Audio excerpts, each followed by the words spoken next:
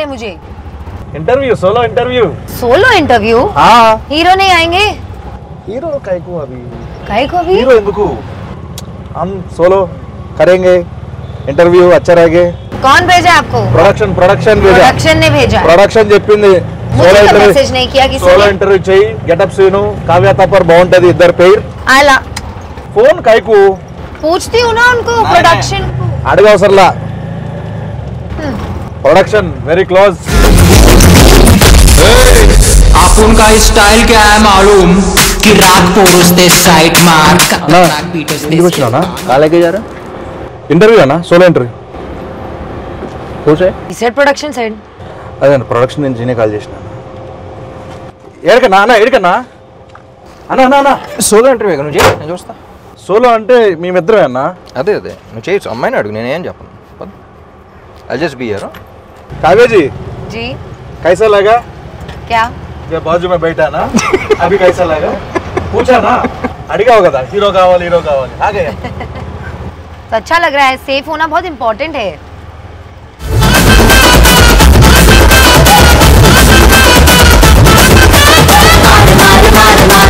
చాలా దారుణంగా వెళ్తున్నావు సీను। పక్కన అక్కడ టీ షాప్ లాంటిది అని ఉంటే ఆపితే అక్కడ కూర్చొని మాట్లాడుకోవచ్చుగా। चाय पियेंगे? सोलो? सोलो? हाँ।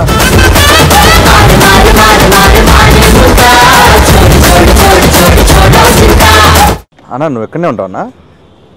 నువ్వు కానీ సోలో కదా। Hi కావ్యజీ। Hi. How was the ride? Fun, exciting. You want to go again? No. Solo వద్దులే, కలిసి వెళ్తే బాగుంటది అందరం। Where are you from? Mumbai సే? जी ముంబై। या సో ముంబై వేర్? पवई పవాయ్। या అడ్రస్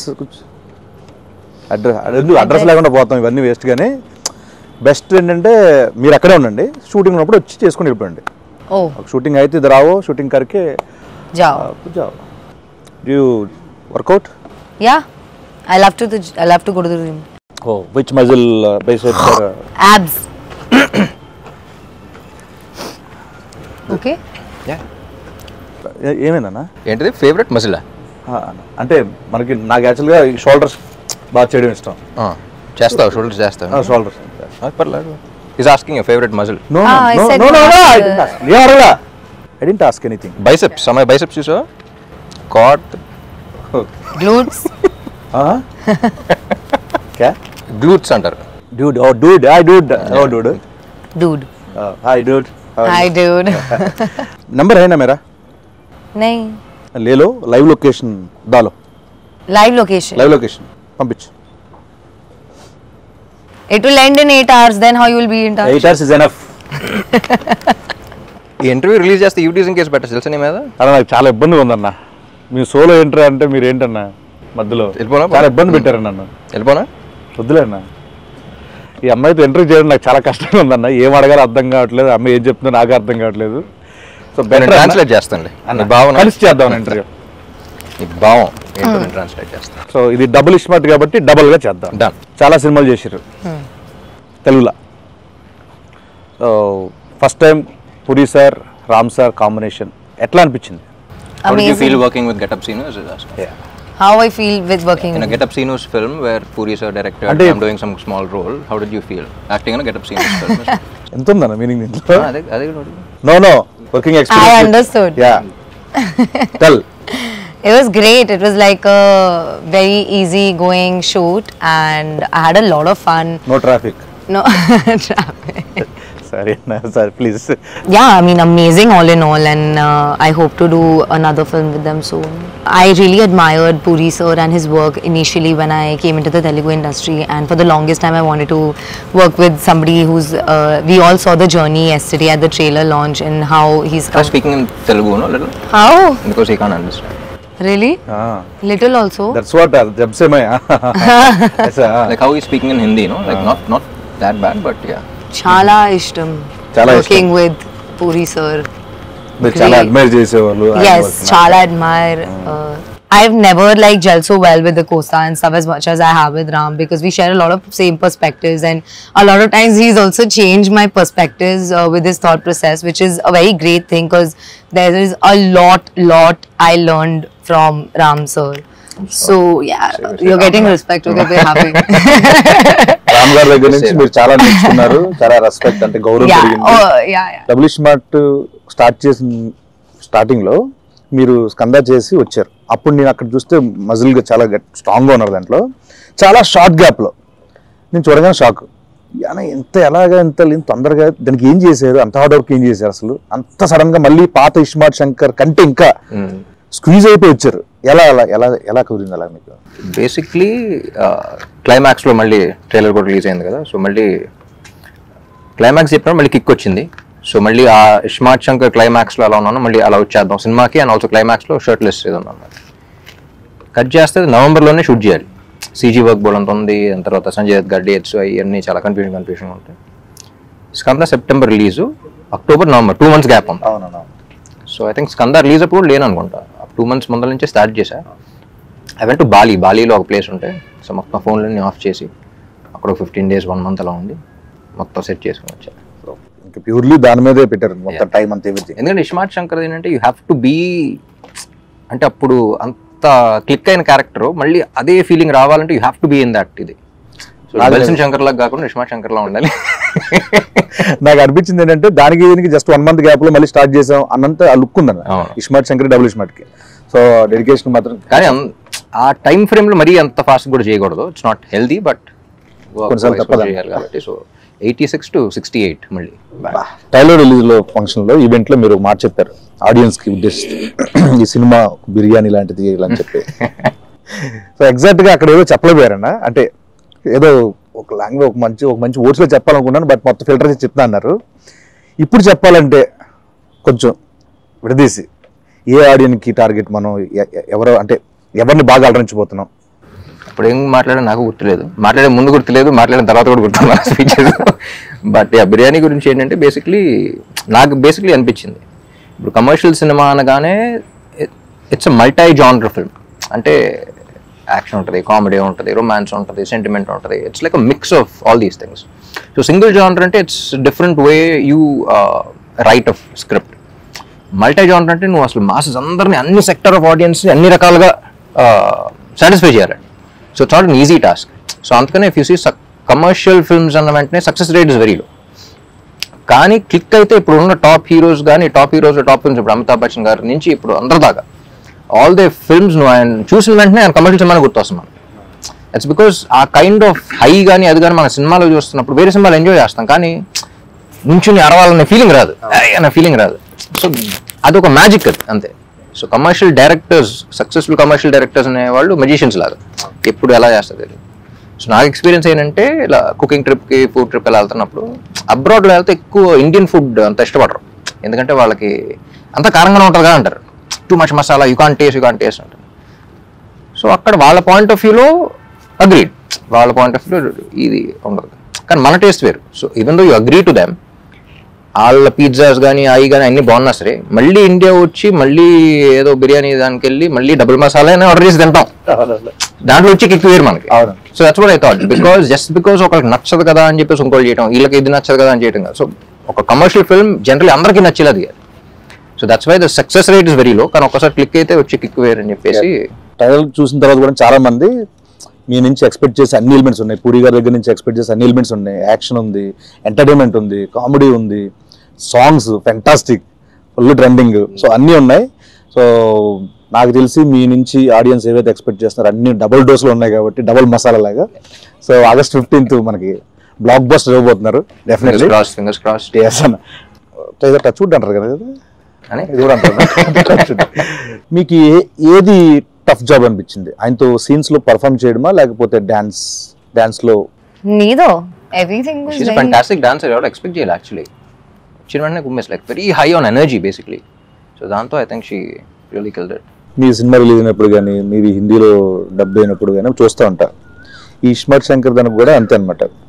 సరే రాపో సార్కు బాలీవుడ్ లవ్, ఇద్దరు లవ్ అంటున్నారు. సో నెక్స్ట్ ఏంటంటే డబుల్ స్మార్ట్ ఇప్పుడు ఆల్ పాన్ ఇండియా లాంగ్వేజ్ లో రిలీజ్ అవుతుంది. నెక్స్ట్ టైం మీ ప్లాన్స్ ఏంటంటే next? So basically pan India అంటే ఏం లేదు, డబ్ చేసి ఇక్కడ ఆల్ ఇండియా రిలీజ్ చేయడం అంతే, పాన్ ఇండియా రిలీజ్ చేయడం అంతే. సో యాక్చువల్లీ ఇస్మార్ట్ శంకర్కి అంత రీచ్ వస్తుందని ఎక్స్పెక్ట్ చేయాలి బిఫోర్ కోవిడ్ అప్పుడు, అది కదా. సో అక్కడ నార్త్లో అసలు గ్రౌండ్ లెవెల్లో అంత ఉంటుందని ఎక్స్పెక్ట్ చేయలేదు బేసిక్లీ. బాంబేలో మనం షూటింగ్ చేసినప్పుడు కానీ అక్కడ కానీ. సో ఆ రీకాల్ ఫ్యాక్టర్ కానీ. సో నేను పూరి గారు అప్పటి నుంచి అనుకున్నాం ఇది హిందీలో డైరెక్ట్గా వాళ్ళకి వెళ్ళినా సరే బాగుండేది కదా అని. సో డబ్ చేసినప్పుడు కూడా అంతా బాగుంది. సో ఈసారి ఒకేసారి రిలీజ్ చేద్దాం అంట. అండ్ ఇంకోటన్నా ఇప్పుడు మనకి ఇస్మార్ట్ శంకర్లో గోల్కొండ చార్మినార్ మొత్తం అన్ని చేస్తాం ఆ లొకేషన్లో. మళ్ళీ డబుల్ ఇస్మార్ట్ అంటే మళ్ళీ ఆ వైబ్ ఉండాలి కాబట్టి గోల్కొండలు అక్కడ చేశారు. సో నాకు నేను లైవ్లో చూసినప్పుడు ఇప్పుడు ఫ్లోర్లో డ్యాన్స్ మూమెంట్లు అంటే ఈజీ, కొంచెం ఎంతో కొంత నాకు వచ్చిన దాంట్లో ఈజీ అనిపిస్తుంది. నేను అక్కడ చూసినప్పుడు ఆ రాళ్ళన్నీ కొంచెం ఎత్తుకో కొంచెం ఎలా చేస్తున్నారు ఈయన ఏంటిది. సో మీరంటే చాలా నలిగిపోయారు చూస్తాం, నేను అక్కడ ఉన్నాను కాబట్టి అన్న. అంత డెడికేషన్ డాన్స్ మీద ఎలా వచ్చింది మీకు అసలు? కెమెరా ఆన్ చేసిన వెంటనే ఊళ్ళో దగ్గర పెట్టుకుని చేయటం అలవాటు.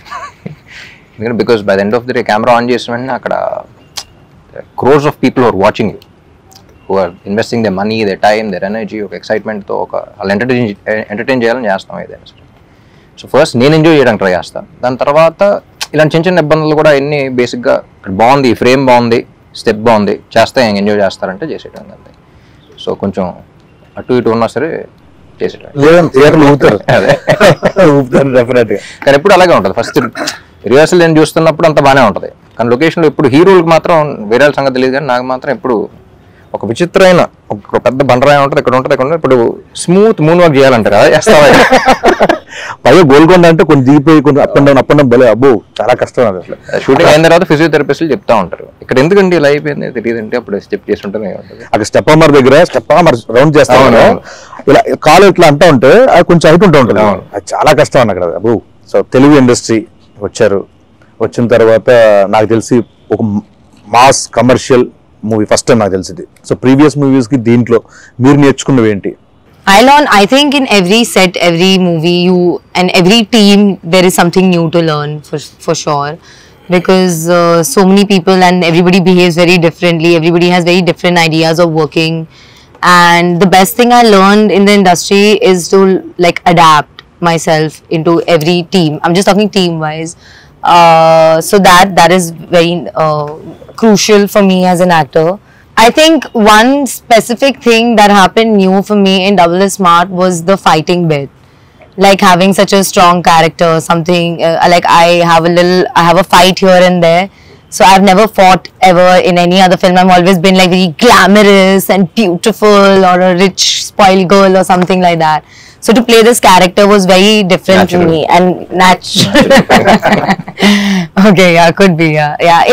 I am a very tomboyish person, so yeah, I think I really enjoyed that a lot. And my experience with somebody like Puri sir and Ram as well, like it's never been so smooth for me. Like I can't sometimes I just think like, oh my god, is the movie over? Like where did the time go? It was so easy, and like I would definitely I'm like I said, no set is ever the same, but I wish to keep working with such kind of environments where I had so much fun. It was like one night shoot for me in my head because it went by so smoothly that when I woke up I was like, oh my god, it's gone, the time's gone. అలా ఇప్పుడు నాకు childhood నుంచి village లో అక్కడెక్కడ మనకి చాలా మంది Hindi actors తెలియదు చాలా మంది. అప్పట్లో నాకు చిన్నప్పుడు బాగా నాకు తెలిసింది ఏంటంటే నాయకి నాయకులు నాయకి అది ఆ సాంగ్ అని, తర్వాత నుంచి కల్నాయక్ అనేవాళ్ళు, తర్వాత ఇరవై కొద్ది ఆయన సినిమాలు చూడడం.